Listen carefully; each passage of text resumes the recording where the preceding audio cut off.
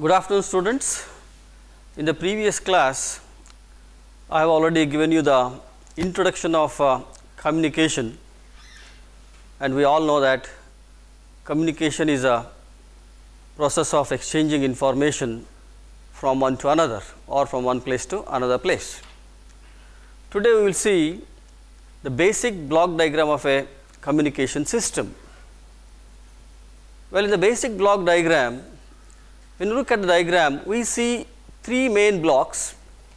One is, the first block is transmitter, the middle block is transmitting media or channel, and the next block you see is the receiver.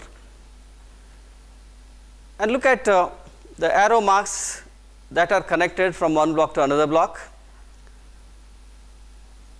We find the arrow input shown for the first block, that is to the transmitter, is an intelligent information.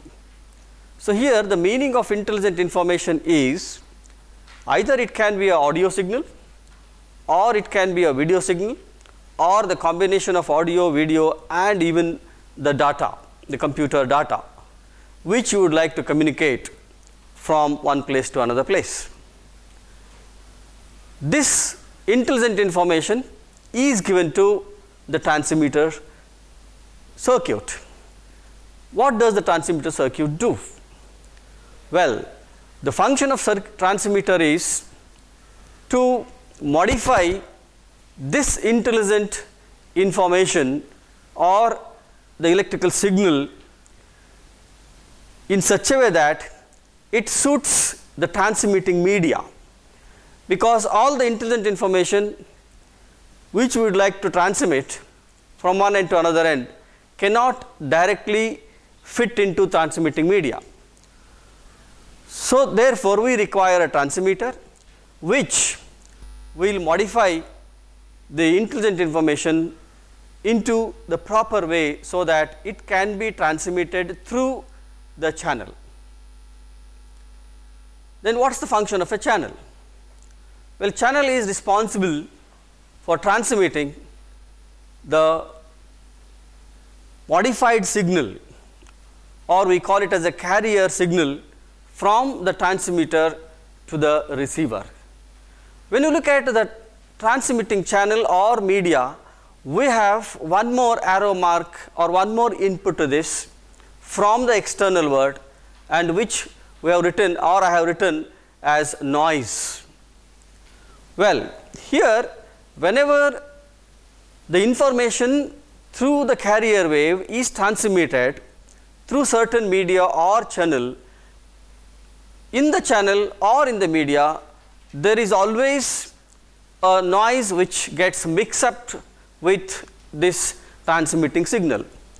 This noise will distract the information, and as well as it weakens, or what we call it as attenuates, the transmitting signal, and we find that in the transmitting media there can be certain losses with respect to the transmitting signal as well as with respect to our information. Across the input from the transmitting media, now this input is given to the receiver.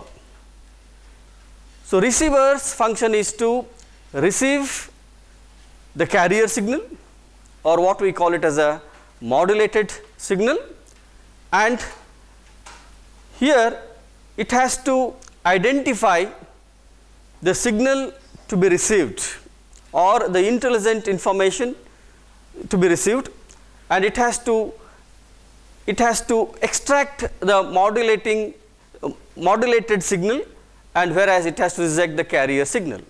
So, here the receiver function is to reject the carrier signal and only take the modulating signal, which is nothing but the original information or the intelligent information what we would like to have.